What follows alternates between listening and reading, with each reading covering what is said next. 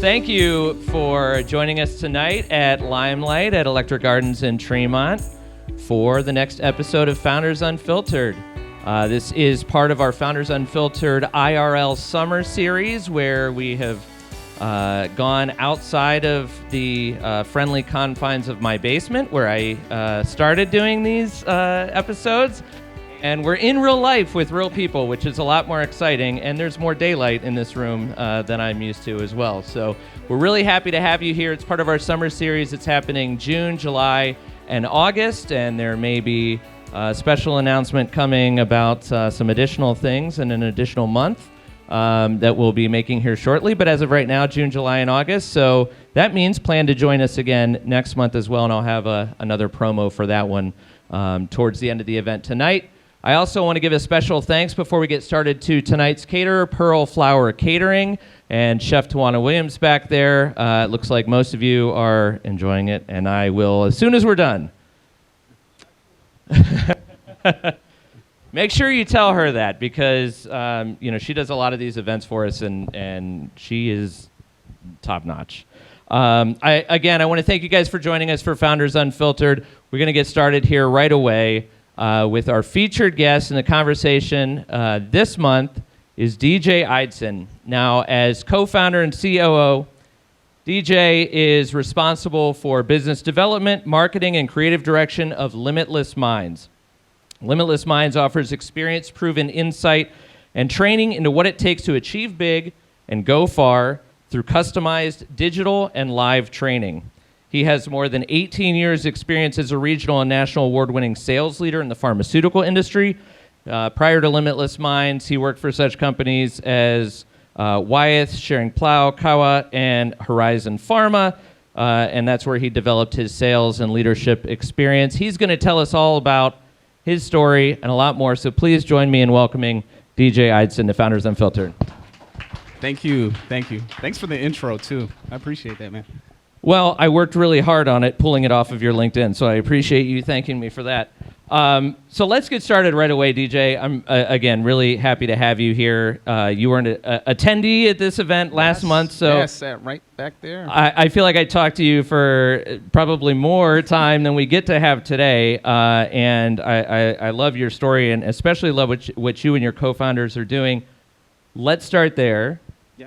Tell us a story about Limitless Minds. So you're one of 4 co-founders, yes, and one of whom, other than you, some people here may have heard of before. So let's start out there. You and your partners in Limitless Minds. Yeah, so I spent 18 years, like you said, in pharmaceuticals. I did everything from summer intern, actually started right here in Cleveland, Ohio as a summer intern, moved here from Bowling Green, Toledo, Ohio, and then I did everything from sales and training. I moved to Philadelphia for a couple years, and then I led on a local, regional, and national level.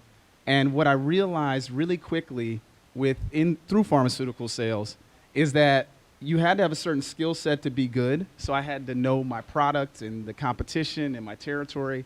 But when challenge, change, adversity, or pressure hit, I had to have a game plan. And I had to make sure my people had a game plan for it. And so I became fascinated with that. And at my last stop you mentioned Horizon Pharma, which became Horizon Therapeutics, I ran into a gentleman by the name of Harry Wilson. So this is about a decade ago. And Harry was also fascinated with mindset and giving people a game plan on how to navigate through challenge, change, adversity. And so we would share best practices around that. How do you motivate your people? How do you develop your people? How do you get the right talent to put on your teams? And how do you condition your own mindset so that you can achieve optimal performance? And so we went on a journey together at our last company, and started to share some of these things. And Russell Wilson, Harry's younger brother, quarterback for the Seattle Seahawks at the time, now the Denver Broncos. It's kind of weird saying that now too, by the way. He had a mental conditioning coach as well, and his name was Trevor Moad, the late Trevor Moad. And him and Trevor in 2012, 2013, as Russell was getting ready to go into the NFL, Russell realized as a 5'10" quarterback in college that he had to do more than just run fast and jump high and throw football. He had to get a competitive advantage through his mindset. So he started training his mind with Trevor Moad. And so Russell quickly realized what we were doing in business and what he was doing in sports, there were a lot of parallels. And yeah, we could impact the 1,000 people that were at Horizon Therapeutics with the training and some of the things that we were doing, or he could impact whatever team he was on. But why don't we go out and impact the world? And, through mindset. And so that's what we're on a mission to do. We want to impact, one of our advisors is Deepak Chopra. And we used to say we wanted to impact 10 million people. And then I think it went up to 100 million. And then Deepak Chopra said, why don't you impact 1 billion people?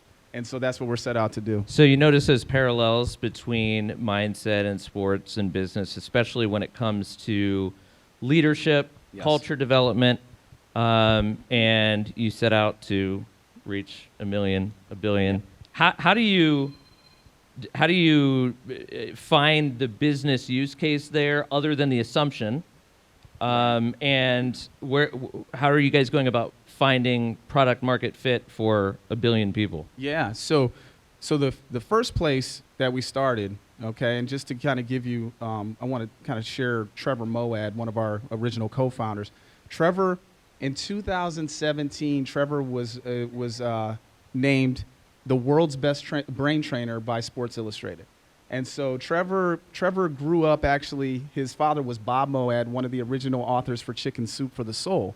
So Trevor grew up at a dinner table getting a seminar, right, every night around mindset.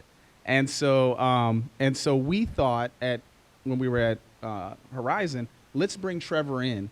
Let's see what kind of impact he can make with our team. And so after that event, and that was in 2018, he blew the doors off that meeting. It was the best rating. They do a ranking afterwards, a survey. He had the best ranking ever. And so the leadership was like, wow, this is pretty awesome. You guys brought a great speaker in, but we're still working there at the time. And so we know that oftentimes when you guys have all been to great speakers, right? You probably maybe heard Simon Sinek or Jocko. And a lot of times you bring them into a corporation, you maybe get one or two things, and then like you got meetings afterwards, and all these things are going on, and you kind of forget the message. Well, we wanted to have a game plan for what happened after that. And so after he blew the doors off at Horizon, we asked the leadership, we go, well, now what? And they were like, what do you mean? And we said, well, now what do we do? We need to have some kind of pull-through training so that we can sustain this momentum. And they said, well, that's fine, but it sounds like you guys are kind of up to something, and like you have a plan. And we said, well, actually, we do. And they said, well, let us see the plan. We showed them the plan. They said, this is great, but I get the feeling that you don't want to just do this here, that you want to go and take this other places. And we were honest with them. We said, we do. And they said, well, that's fine as long as we're your first customer. And that was our first customer. That was our proof of concept. That's how we realized that, it's one thing for somebody to say, and you guys are, founders and entrepreneurs, for somebody to say, that's a great idea. It's another thing for somebody to put their money behind it, their resources behind it. And so we knew we had a good idea at that time.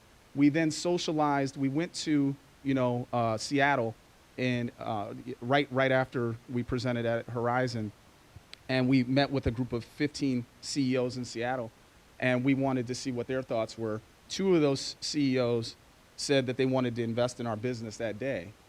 We didn't take their money at that time. We didn't even know how to take their money at that time, to be perfectly honest.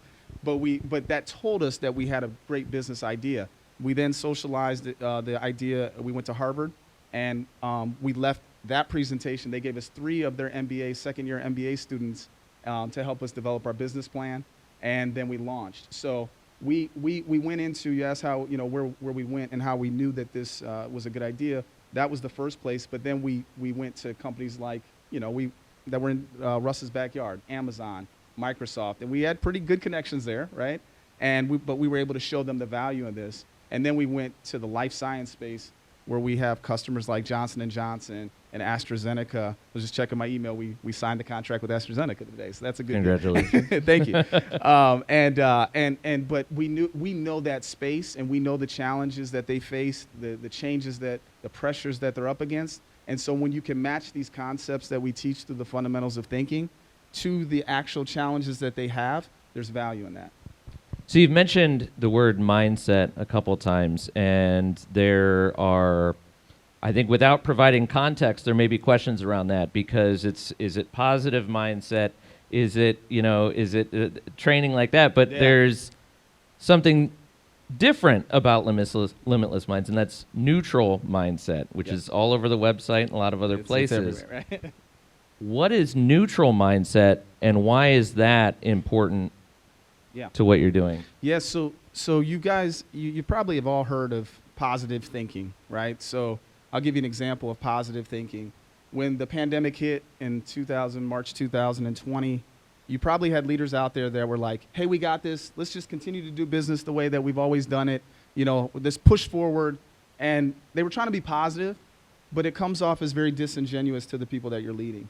And so we know what positive is, and it has its place, and it works at times, but it can also have a negative effect. We know what negative thinking is. Negative thinking would have sounded in that situation like the sky's falling, we're going out of business. How are we going to engage with our customers? There's a lot of stinking thinking, right? With the negative, we know negative thinking works. It just works the opposite way. What we teach and what we trademarked is neutral thinking, and neutral is rooted in facts and truth. It's rooted in data. It takes out the narrative and the emotion, and it's without judgment, so that when you focus on the truth, then you can get behind the right actions and behaviors that help you ultimately drive the results that you want to get to. So when you teach a leader neutral thinking, imagine I'm in a coaching session, and instead of thinking all these having all these kind of emotional thoughts about the people I'm leading, if maybe they're not doing a good job for X, Y, and Z reason, if I just go and I give them a bunch of feeling statements that aren't rooted in truth, it's going to be hard for them to A, accept what the coaching is, and B, get behind the right actions and behaviors that are going to drive their performance. So you can see neutral thinking activated all the time by the best leaders, the top performers. If you sit, they'll Mike Russell up, for the NFL, and we've had a linguistics expert actually listen to the words. None of the, the tone or inflection, just the actual words. And his words and Tom Brady's words are almost identical. They're all behavior based. It's not emotional. It's not like, we got this, and they're down 16. No, you don't. You don't have it, but you are only down 16, and there's still 18 minutes left in the game. So what do we have to do to be successful? And I think as an entrepreneur, that's really helped me. Like you always say, you gotta practice what you preach. Take your own medicine. Our COO says you gotta eat your own dog food, which I never had heard that before, but whatever, we'll do that. But we have to do it all the time because things happen in business. We've grown. We've gone from 10 people to we're up around 27 now since the beginning of the year. And so, you get excited about people, you get disappointed in people, but there's facts throughout there, and you can't let the narrative or the judgment cloud the truth. We were talking a little bit before we got started here, and I mentioned to you that I'm kind of a, self-development nut when it comes to audiobooks and regular books and apps and that sort of thing. And you mentioned that you love re-listening to podcasts, re-listening to audiobooks because, to your point earlier, you go attend that seminar and then you walk away and you don't revisit that. It was a thing that happened. You maybe have one takeaway and then it's kind of gone. You're back, you're checking emails, that sort of thing. I think a big part of what you guys are doing is the Limitless App, which allows you to revisit a lot of those things over and over again and continue that mindset development. Tell us about the Limitless App. Yeah, super excited about that. So we just launched an app. We went from a consulting company, and then February of this year, we turned into a mindset and wellness technology company. And what that means is before we used to outsource from a third party, our digital platform, and now we own our digital platform. Think of it as like the Peloton for mental fitness. We're going to take you to the mind gym on a regular basis so that you can condition your mind like you would condition your body. That was a truth. That was a fact of how and what gave Russell a competitive advantage in sports. And so our app has three different things: coaches, content, and community. And what we realize is that all of those things are important, right? You got to have coaches. People want to have coaches. The community aspect, it's like we could do one-on-one coaching, kind of like Better Up and some of the other companies, but we see that there's value in community. I don't know. Anybody go to Orange Theory? I know the people that do go to Orange Theory, it's like that's their jam, right?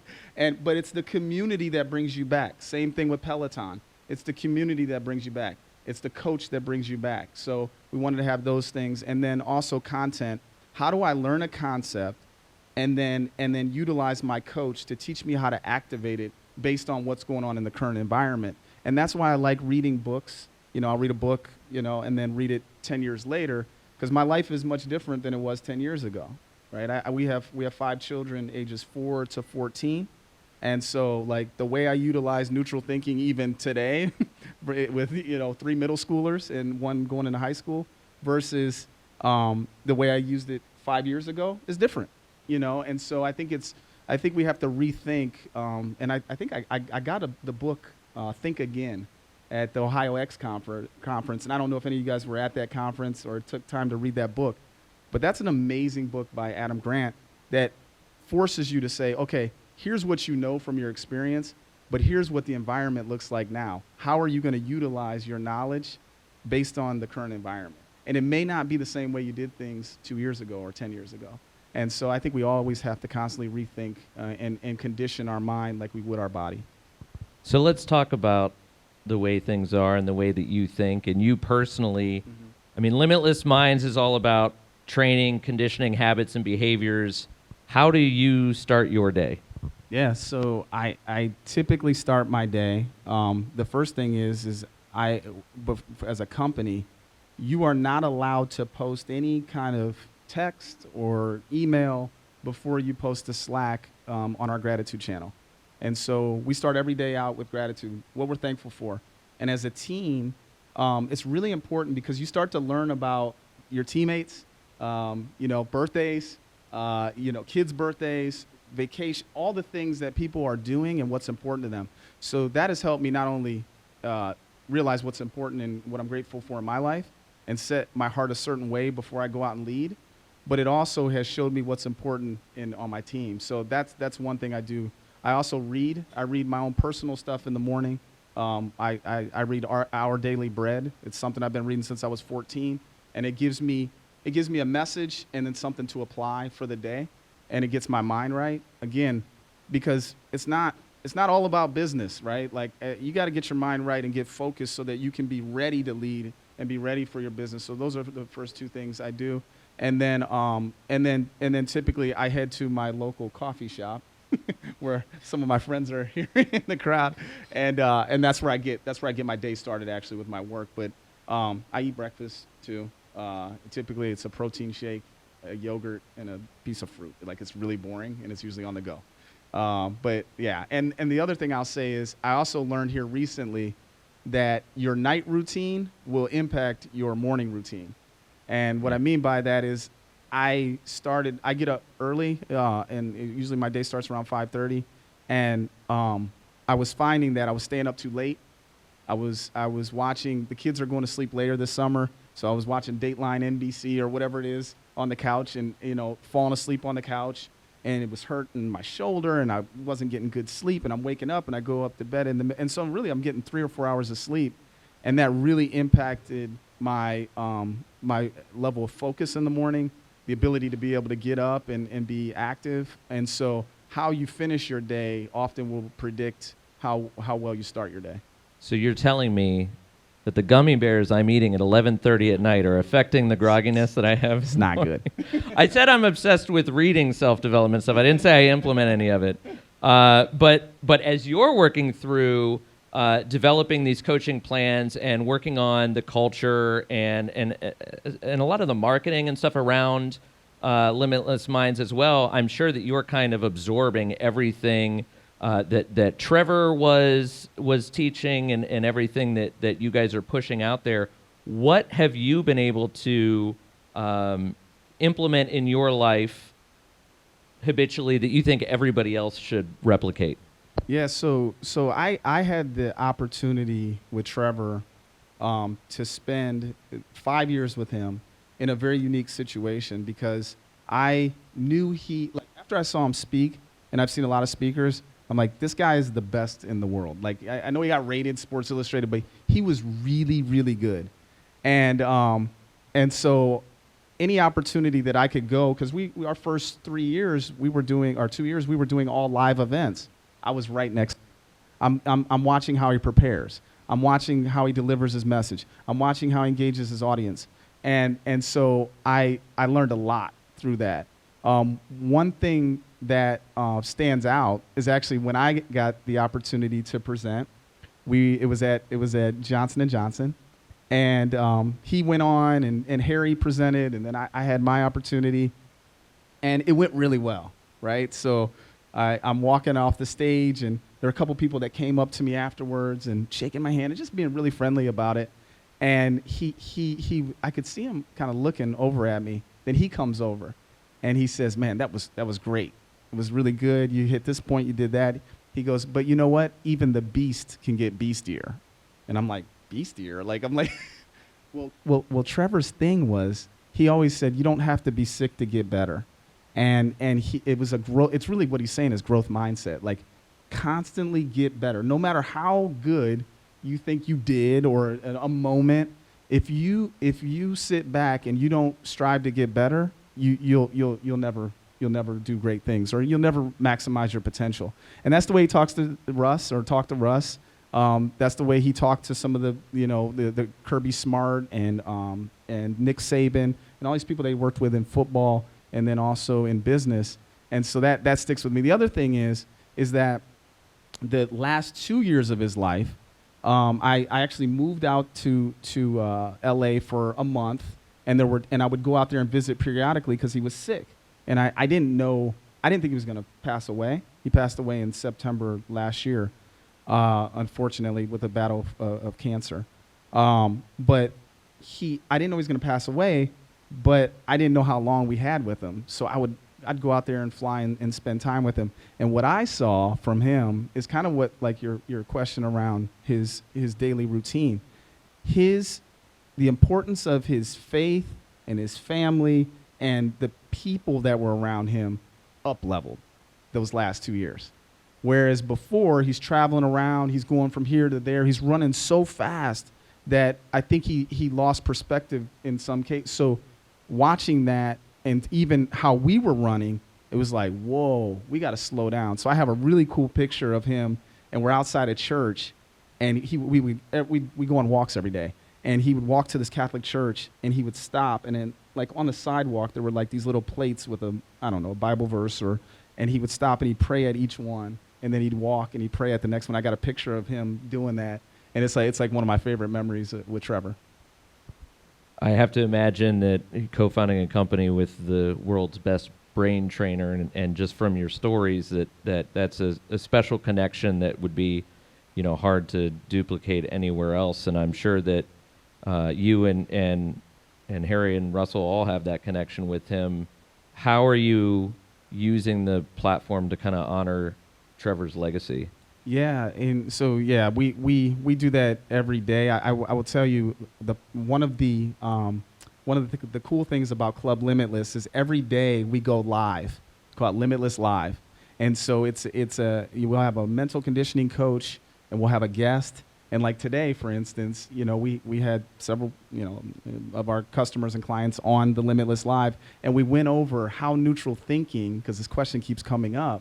It comes up after every talk we do. Somebody will come up and say, hey, I have a 14-year-old daughter, or I got a 17-year-old son. How can I apply neutral thinking with my kids? And so we had a whole session today around neutral thinking. We had a Dr. Julia West. She's our director of content. And we talked about how to activate neutral thinking in difficult situations with your kids. And so what I was really proud of at that moment, again, it's like, yeah, we have all these executives on the call, and there's people from Workday and all these great companies, but we help them not just perform better, but be better parents, show up better in their community, show up better as leaders, whether they're leading their family or leading their team.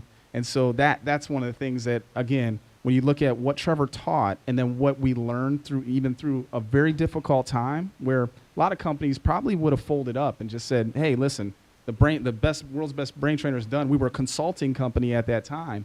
But what we did is we took it and we utilized it in a way, instead of impacting 10 million people, how do we impact 1 billion people? How do you use that neutral thinking as a startup founder? And how do you handle the risks of entrepreneurship as someone who is putting that information out there and using that information to your advantage, and that mindset thinking to your advantage? And how can other founders apply neutral thinking to running a company? Maybe you don't even have revenue yet. You're starting and you're worried. There's a lot of risk involved. Yeah. So one of the things I learned in spending time with Russell is that people think that Russell is very positive. Like, if they say he's a positive guy, what Russell is optimistic, and he believes. And so it's interesting because you go through COVID, where we did all of our meetings prior to COVID. They were live meetings. Okay, we had digital pull through, but everything was live. We weren't doing anything over Zoom. So you go through that. You go through the growing pains of a company. And what you realize is that if you don't believe yourself as a co-founder, or you don't get people on your team that believe, it's really hard to do great things. So it starts with people. And it's funny because Harry Wilson he's our CEO. He's my best friend. And we were having a conversation a couple weeks back, and I told him, I said, you know what's interesting? I said that there's always these situations that come up that, like, we got to figure out, like, how do we do this or how do we do that? It's never, there's never been a situation where we thought we couldn't do it. It was just that we probably butt heads more of like how to do it, how to get through it. But it has never been a situation of can we do it or not? And that's all mindset. Like that's it, realizing. And David Zay here is in the crowd. He does a lot of recruiting for us. But in pharmaceuticals, there was always an excuse.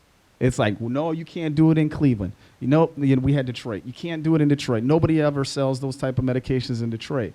Like, they would have all these built-in excuses ahead of the game. And it's like, you had to have the mindset like that, A, you could do it, and then get behind the actions and behaviors that actually, bring forth the success.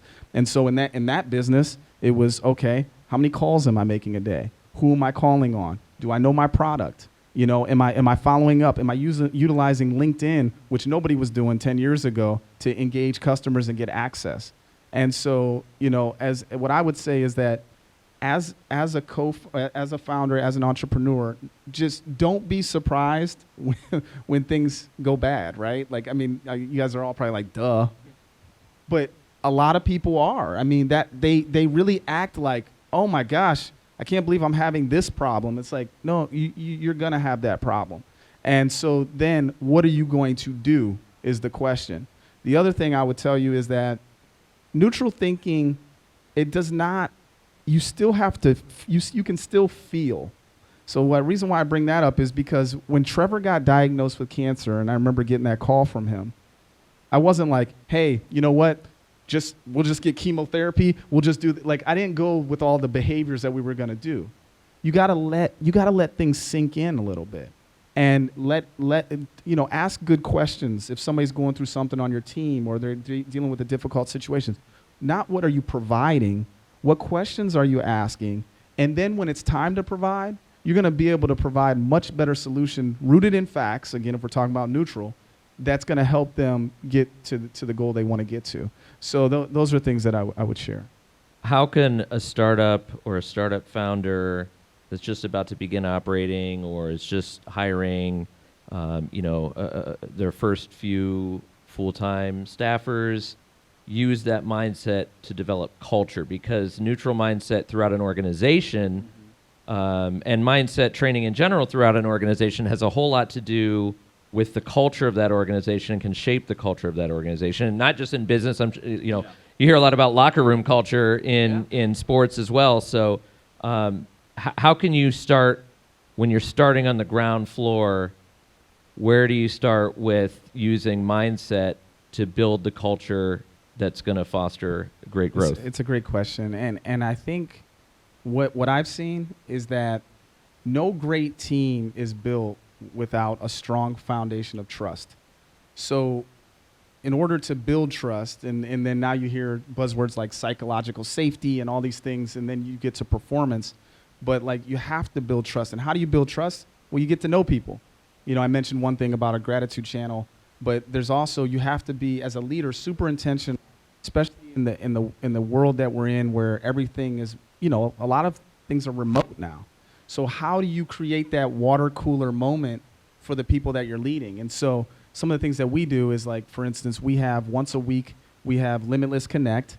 Limitless Connect is you come on a call for 30 minutes and you're not allowed to talk about business, and we just have fun.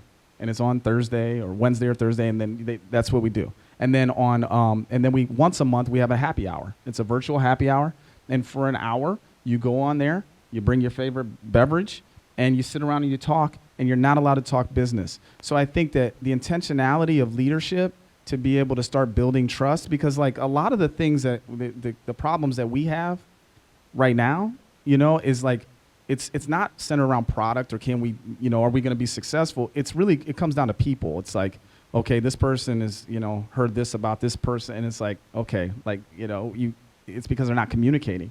And we're not setting up an environment for them to communicate. So what does regular communication look like? And how do you create an environment where people trust each other so that they can really show up the best version of themselves and get the results that they want to get?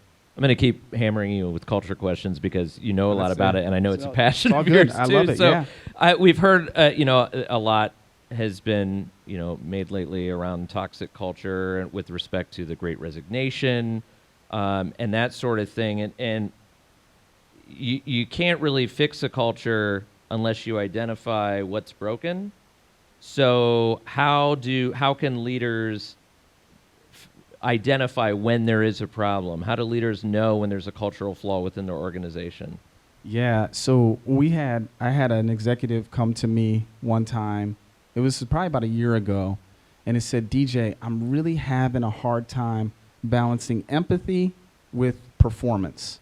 And so what he was saying as we unpacked it is there were things that were going on that he was seeing, like, okay, my people, this was in a pharmaceutical company, they're really not making the appropriate amount of calls. And I know that there's got to be X amount of calls if we're going to see any kind of results. And so we're not seeing that. So what we challenge him to do is you still have to be empathetic, because we were going through a stage at that point. This was right around, so this is probably a year and a half, where, you know, do you get vaccinated or are you not vaccinated? Or do you work from home? Do you not work from home? All these things were swirling. And so he was trying to balance that, but say, hey, we still got to work and you know, provide value to our customers. And so so what he did is he started to look at the behaviors, again, the key, you know, the KPIs that he knows that he has to drive, and then get behind those to help him get there. Now, what I'll say is that he also had to start to implement more communication, you know, and what we were able to do for that company is that when our offering is not just the Club Limitless, that's the mind gym that you can go to on a regular basis. What we do ahead of that is we have a 60-minute Zoom call for the fundamentals of thinking. That's the kickoff call. That's where you learn about neutral thinking, illusion of choice, which is around behaviors, pressures of privilege, how to manage pressure. So that's the kickoff. Then you get access to the mind gym. But what's also really cool is that every month you'll have access to a mental conditioning coach through our Limitless labs. And those are 30-minute to an hour sessions with your team, and they're labs, living and breathing sessions. And so what happens there, and what we found, is that these mental conditioning coaches are awesome because they'll teach a concept, but then they get everybody talking and working together and building trust. And so that's a built-in 30 to 60 minutes that you don't have to do as a leader, that we bring the best mental conditioning coaches in the world on, and we teach the middle, especially, because if you can move the middle, you can really move your organization. We move that middle by teaching them how to activate these concepts in difficult times. What are some other stumbling blocks that you have and your coaches have seen leaders make, that, and just maybe some top ones that you see out there that people, because you don't know what you don't know, you know, when you're a founder of a company, and unless somebody identifies that for you, you might not be sure. But what are some things that you see, some mistakes that can easily be overcome? Yeah. Well, I can tell you mistakes I made, and Experience is a great teacher. Yeah, I mean, I think that sometimes we were hiring people thinking, okay, we know we like them, we think they can do this job over here, but that's not ready yet. So let's hire them for this job, and it hasn't worked. It really hasn't worked, because it's like, yeah, they may be great at this, but this is not their skill set here. And even though they're saying they can do it, it's not their passion. It's not. And so that we've struggled with that. We also, what I've learned is that that there's sometimes somebody will start out when you're a certain size. When we were 5 people, 6 people, and then when we went to 10, they weren't the same.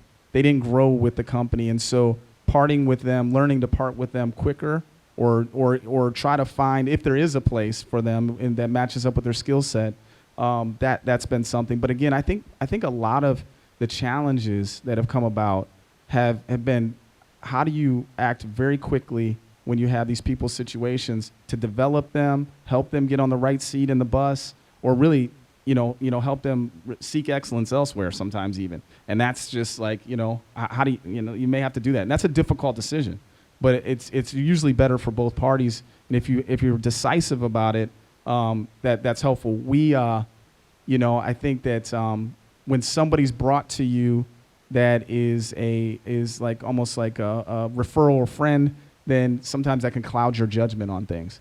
And you just have to you have to be decisive in those situations, and no matter how hard it is. So this has been awesome. I always say that I get the best seat in the house for these because I get to ask questions the longest, but I've been asking questions for about 35 minutes, and I want to give you a chance to take a drink of water, and I want to give you guys a chance to ask questions yourselves. So we're going to open it up for some audience Q&A. Vicki McDonald is going to come around with a microphone. If you've got a question, raise your hand, and we will get to as many as we can with the limited time that we have. We're going to go right back here.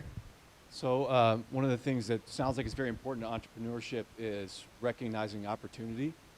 So I'm curious to hear over the years, I'm sure you meet a lot of people in your business, right? What are your decision-making process? What does that look like when it comes to meeting people? Because I'm sure you come across a lot of people with ideas and whatnot. So what does that process look like for you? How do you decide, hey, do I want to continue to work with this person or explore what they have to say?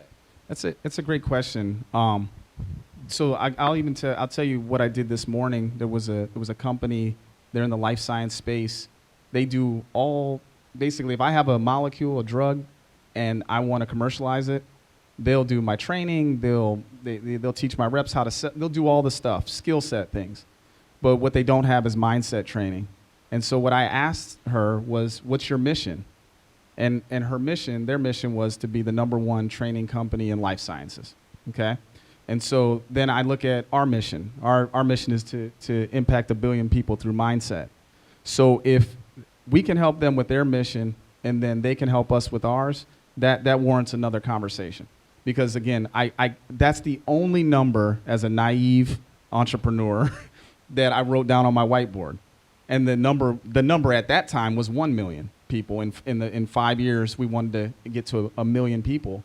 It wasn't revenue. It wasn't all the stuff. It was how many people we want to impact. So that is really like, I've noticed, and it's funny because I have somebody here, and we talk about people, that rented me my first apartment when I burnt my second apartment when I burnt my first one down. And she took a chance on me. And now we're going to have another conversation. It's a whole conversation. It was cooking for my wife, though. She was my girlfriend at the time. We was making fried okra. So that was an interesting story. You don't cook anymore, do you? No. I don't fry things. I cook. I don't fry things anymore.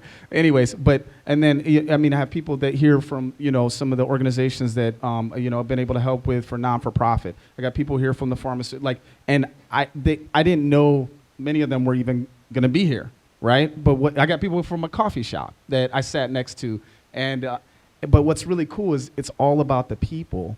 And so what I'm learning, and it's a great question, is that it's not really about the product. If I can put myself around great people, then great things will happen.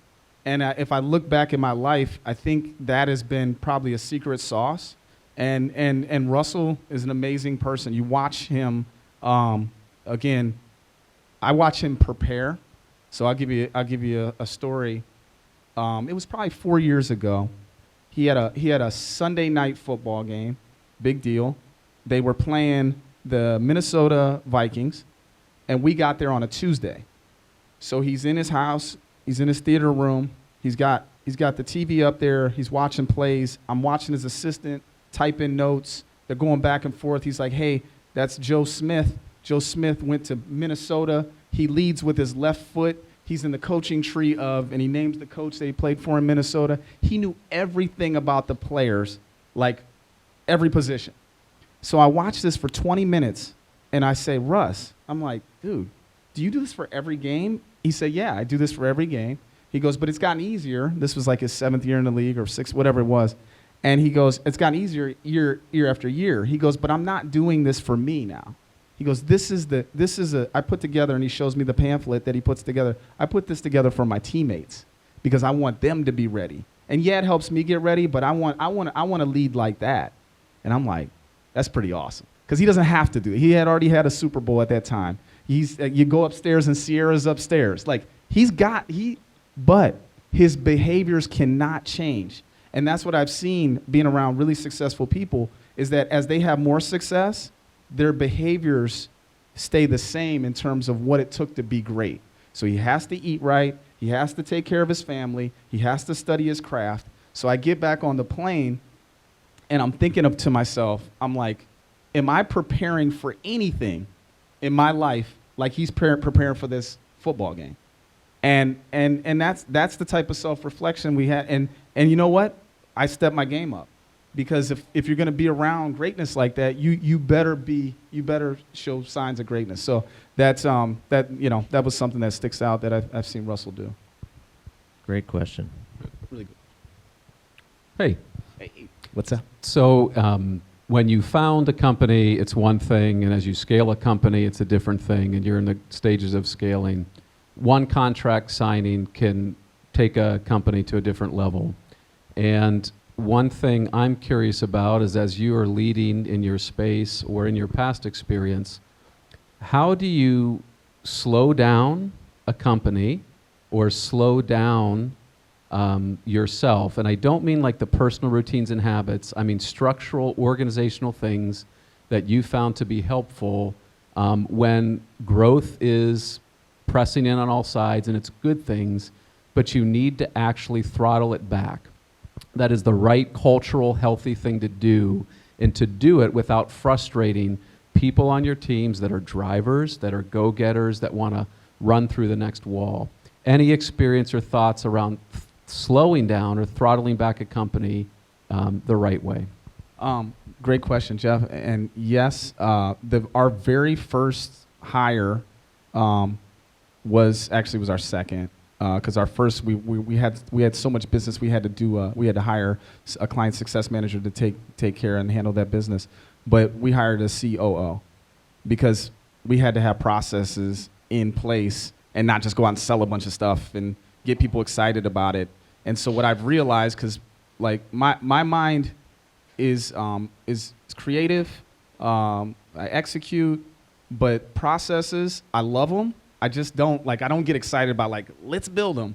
And this COO does, and he's building out a team that also thrives in that. And with that helps us to slow down to ultimately speed up. And that's what you're getting at. And I think you do have to do that sometimes. We to go back to your question too, we have to say no. That's one of the things Harry and I talk a lot. Part of my morning routine, I should add, is that Harry and I talk usually for an hour in the morning. And just go over the business and what we have to do, and we challenge each other to look at each other's calendars and what are we saying no to, and that's hard because everything seems like it could be great. He gets a lot of, hey, this is this investor or person that Russell knows, or this is this CEO, they want to meet with you, and we have to filter out, do they really want to meet with us because they want to help us reach 1 billion lives and they have a huge workforce, or are they just trying to do something else? and get in touch with Russell or Sierra or whatever it is. And so saying no and building out processes are two things that have been really, really important. Good question. I think 3 more questions. Hi, DJ. Hey, Thanks a lot. Appreciate it. The first problem was fried okra. So we can talk about fries later. But in any case, thank you very much for your time. Yeah. When you start and you've got the first 4, 5, 10 people, it's really easy because you're all committed to the same thing. As you grow from 10 to 27 and whatever next year is, how do you vet that on the front end, that culture piece? I know you mentioned you've got recruiting and hiring and things going on. So if you can share a little bit about that, that would be great. Thank you. Yeah. So, David Zay's helped us a lot with that in finding amazing people. One of the things we're learning, and I had lunch with David last week, is that, once you identify, especially when we have this great resignation and we have this war for talent, once you've identified the right people, you gotta sell them on the opportunity. It's not good enough just to be like, hey, this is a great opportunity, take it or leave it. Like the job market isn't calling for that. So they have to be really bought in to the vision and mission of your company. And what I found is that there are a lot of people, and I don't know if this is post-COVID or whatever, that if you can find people that are like, you know what, I want to do something that really impacts people, that impacts the world, those people do really well at our company because they're mission driven. If it's transactional, we talk a lot about this with our company. We're not interested in transactions. We're interested in transformation. And transformation comes from relationships and spending time and wanting and being mission driven. Transaction comes from I sell this, you give me that. I do this for you, you do that for me. And that it's boring. I feel like, again, post-COVID, there's so many great things that we can do here in Cleveland, that we can do to impact the world, that dealing in transaction doesn't work. So that's something that we try to sparse out in the interview process when we're bringing on new people. Thanks, TJ. So you're obviously going through this massive growth period, and I think we as founders can get so bought into this mission that we're on, and you're up till 1 a.m. writing proposals, right? And you're up till 2 a.m. trying to close a deal. And as you go through this growth period, I'm curious how you manage that expectation when you're going from, as he said, 4, 5, 10 people that are, they're on the rocket ship next to you, they're willing to do whatever it takes, but at some point you kind of leave that period, right? And now you're a corporation, right? And you're a business, and you're operating like that. And we talk about candidate experience, right? Yeah. The war for talent. Right. The bigger war is retaining talent, right? You got this 10 out of 10 working for you. How do you manage that expectation of, okay, it's 5:30, we got this deal that we got to close. You're hoping, we're hoping the team's going to jump on and do it, but we also need to make sure we're not burning out our team, right? Yeah. 60 hours. So I'm curious, now that you've gone from 5, 10, 27, we're talking triple digits next year. What's the strategy to ensure that you guys keep that intentionality of culture? Yeah, so part of it is, and this is something I've had to learn over the last year or so, is that nobody's going to really care as much about your business than you, right? So not saying you got to really lower your expectations low. You still want to find people that are mission driven, but you have to understand that this is your baby, this is your business, so you're going to treat it a certain way. And so once you have, again, that's being neutral, right? That's just a fact. Then once you've outlined that fact, then you have to find out really what motivates and drives your people. And cracking the whip and telling people that they have to go here and they have to do this, it's never going to really get the result that you're going to get is if you catch people doing things right. That's one thing that I talk to my team a lot about, is like, we have to recognize. We have a wins channel on Slack. We're always putting things in there. Recognize your people. I just had a conversation with our leadership team on Tuesday, and that's been the theme. And so that, to me, David, is what has been getting people motivated, more so than trying to micromanage the activities that they're doing. It just doesn't work. And it worked in pharma too. That worked in pharma. It doesn't work. It has forced me to think again about the process. Now, the other thing is, and I didn't mention this is a really secret sauce in terms of what we've built and what the legacy Trevor left. when he worked with the University of Alabama, and you can imagine he's sitting next to Nick Saban. He's in front of a bunch of 18, 19-year-old kids, all thinking they're going to the NFL. What's this guy, with the comb over hair going to teach me, right? And so what he would say to them is he just gets up and he goes, don't say stupid stuff out loud. That's it. Now, he might have said it a little bit more colorful than that. But essentially, what he did with that organization and that team is he removed negativity. Because what you say impacts what you think 10 to 7 times. And so when you verbalize negativity, that really has an impact on yourself as an individual and as your team as a leader. So that's the other thing. I would really challenge you, just watch your words. There's going to be a lot of cool linguistic stuff that we do with our app.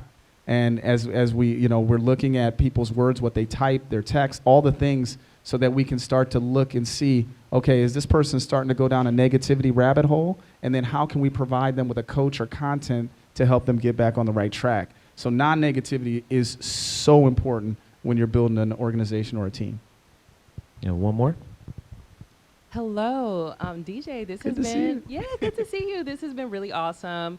So I'm a tech founder. I'm also a human with emotions, and one of the questions that I have is, what are some of the ways that you might process your emotions, because we're all human, we're all going to have them, to get to that space of the neutral. And I know, at least for me, writing does help, so I can transform that. But I wanted to know if you had any special, tactics.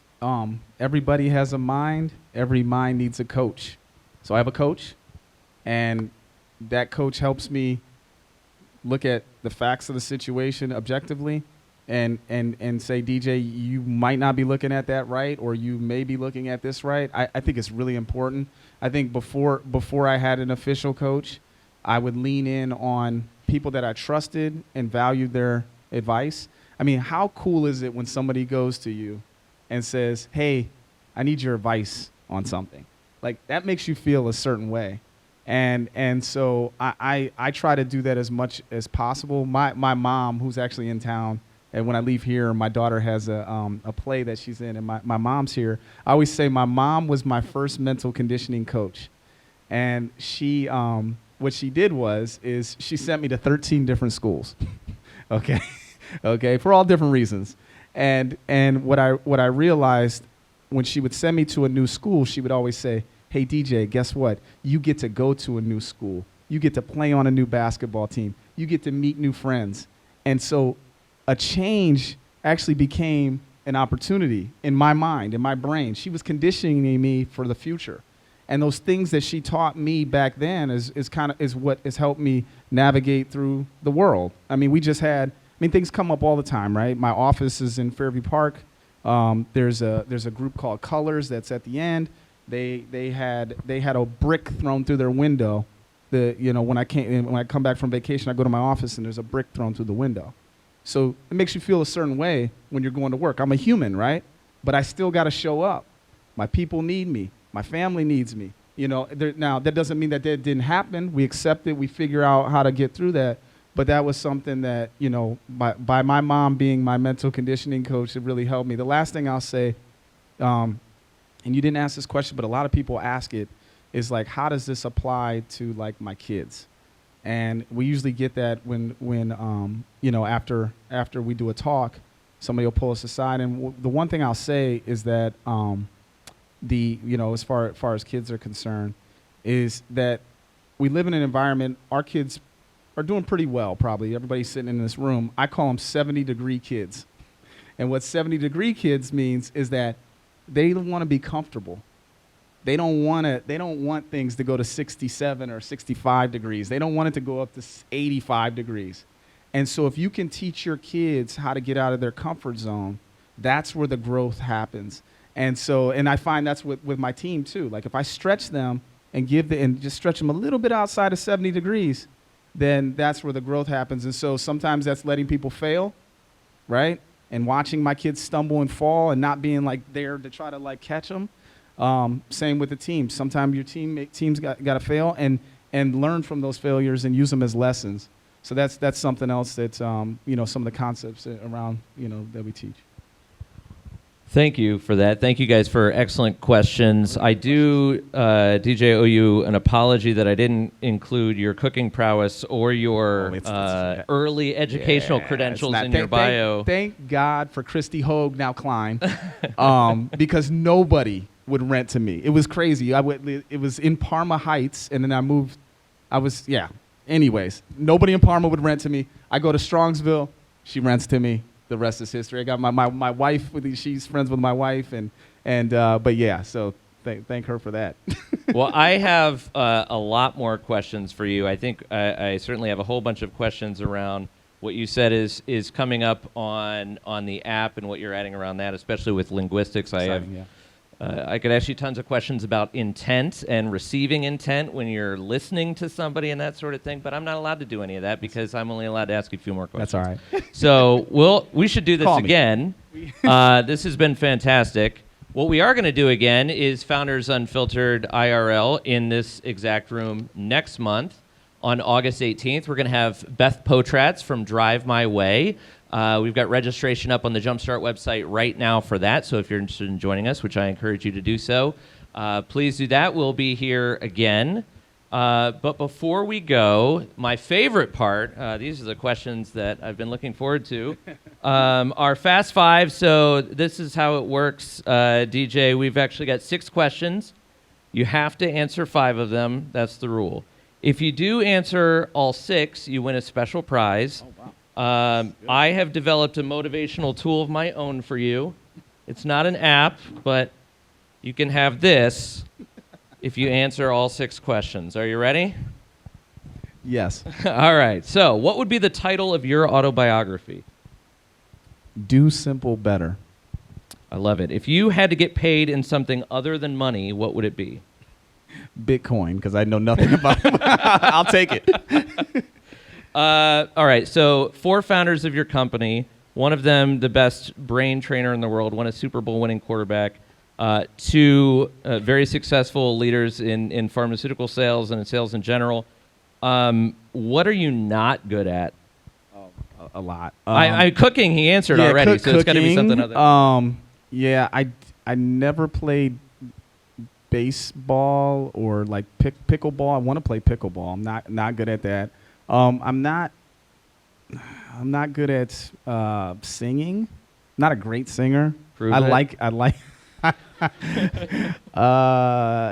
So those would be some things.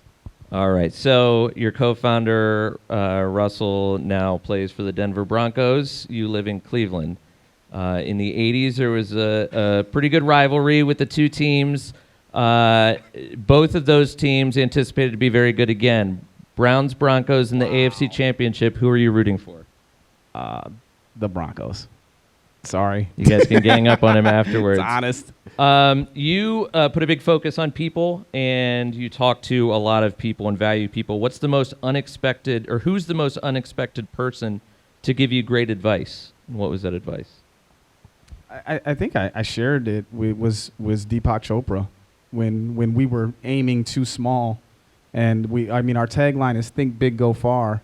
And, so 10 million, 100 million, he said $1 billion. And I think that was really good advice. Well, I'm very happy that you get to take this home with you because I know you're going to answer 6? all 6 questions. Oh, I've got one left. How would your children, father of 5, how would your children describe what you do? We were just talking about this. I hope that they would say we're the Peloton for mental fitness because that's what we just went over. But my 14-year-old was telling me, she's like, I don't know. I just tell them that, like, you guys take the brain training that they did with Russell in the NFL and you bring it to business. So I thought that was pretty good. DJ was telling me before that they drive around the kids in this big van. I can only imagine you like grilling them with elevator pitches in the back of the van on the trip to get ice cream. And as soon as I go in on them, they're like, Dad, don't hit me with that mindset stuff. Like, don't. Yeah, so they're really funny about that. Thank you again. This has Thank been you. awesome. Can we have a round of applause for DJ Eidson? I definitely want to thank DJ. Thank all of you for attending. We love that we get to do these in person and be able to see all the faces as we're talking. And thank you again for your excellent, excellent questions. Thank you to Limelight for hosting us. Thank you to JumpStart for helping us put this on, and especially the marketing team at JumpStart for all the production support today. And it's time to go network. There's still there's a patio out there, and there's drinks, and there's food. Let's hang out for a little bit. Thank you guys so much, and that's it.